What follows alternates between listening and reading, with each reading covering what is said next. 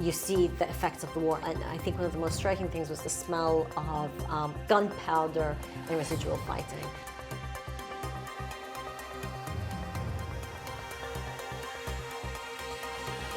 Hi, I'm Enas Refaei, and here today at Closer Look we will be talking to our Editor-in-Chief from The National, Mina Al Oraibi, about her recent visit to the Rafa crossing near Gaza. So do you want to just tell me what was the purpose of this visit? So of course, ongoing war in Gaza, it's very hard to have access inside of Gaza. Most journalists have not been able to get inside. Of course, we have our colleagues inside of Gaza, but really to understand what the needs are. And I was invited to be part of a trip that the UAE organized for a number of UN Security Council members, representatives. So these are the ambassadors of countries that are sitting on the UN Security Council, to come to Rafah, which is Egypt's border with Gaza, to get a sense of the dire humanitarian needs. And really the point of this trip was to call for a ceasefire, a humanitarian ceasefire. This wasn't political, it was about the people of Gaza, 2.5 million, who are going through some of the worst conditions in the world. So really the visit was to go and see what's happening on the ground, but also importantly hear from UN Security Council members and understand what the thinking is, since we still can't get a UN Security Council resolution for an actual ceasefire. And the situation is dire, like you said, but the humanitarian access, what did it look like to you when you were there on the ground? It was incredible. Miles and miles of trucks on roads waiting to be allowed into Gaza. One of the many frustrating things about what's happening there is that there's this entire blockade over Gaza now.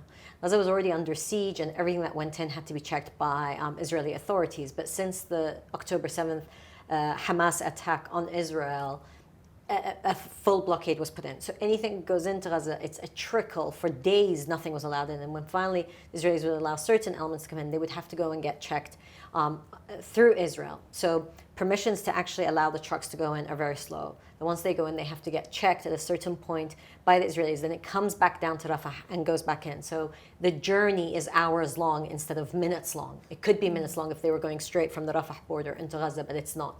So you see these trucks waiting there, and it's interesting because, of course, every country that's sent aid, puts their flag or name on it. So you have from everything from the UAE and Saudi Arabia and Egypt and Jordan to Qatar to Indonesia, Malaysia, all these countries like from around the world that have tried to get aid there, and they're just sitting and waiting. 9 weeks now into this war, do we see anything changing?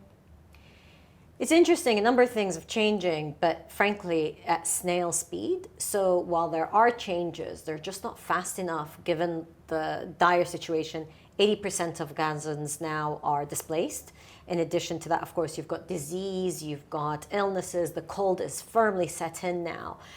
So the situation on the ground is changing in the sense of it's getting much, much worse. The aid and patience and the situation at the border crossing, you went to the border crossing itself, yes, and you witnessed it for yourself.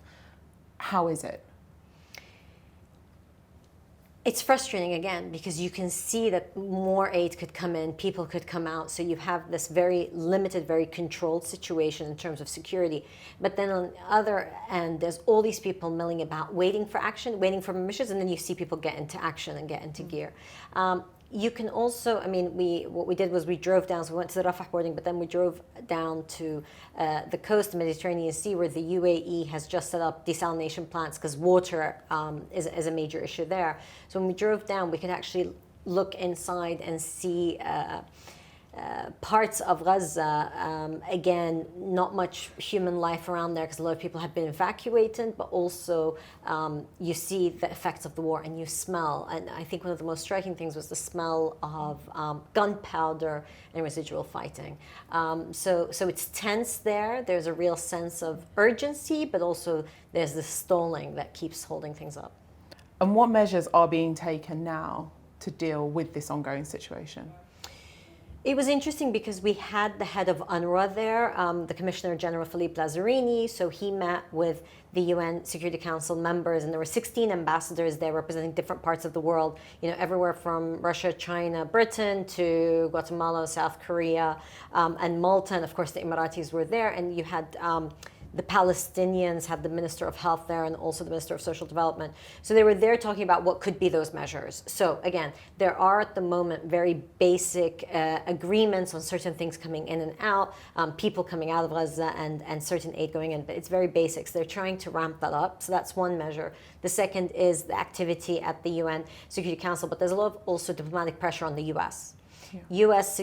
envoy didn't come. The Americans were invited. Unfortunately, they and the French and the Gabonese. Gabon is also on the Security Council. The three of them didn't come. But there is still a lot of pressure being exerted on America, and we're beginning to see a change of language, especially most recently, the U.S. President, Joe Biden, coming out and saying to the Israeli government that it's getting too much. Now, some people would say it's been too much for too long now, but at least there's some change. So the measures are immediate humanitarian aid, what can be done to get that.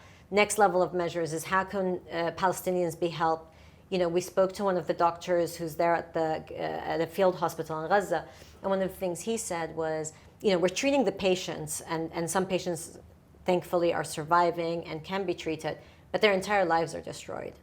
And so then how do you help them recover their lives? And then there's the longer term, getting to a ceasefire, and then there's the political solution, which is, you know, a whole other show. But everybody that I met clearly was working on all these different levels, but there was a sense that nothing actually matters until we can get to a ceasefire. And, you know, the sounds from the Israelis are that it's going to take a few more weeks yet for them to be able to feel that they've made some sort of political and military victory, if you want to use that word, to eliminate or at least degrade, is the word they're using, Hamas, and therefore can then say, okay, now we can get to a ceasefire. It's not clear when, but it's desperately needed. Do you think that is going to be the last thing that we talk about, or do we think that once we get to a ceasefire, this conversation is just going to begin? Absolutely, that's when the conversation begins in terms of the long-term solutions for Gaza, for Palestine. You know, you've had, again, Emiratis have made it clear that any sort of agreement thinking about reconstruction will only happen if there's a clear commitment to a two-state solution.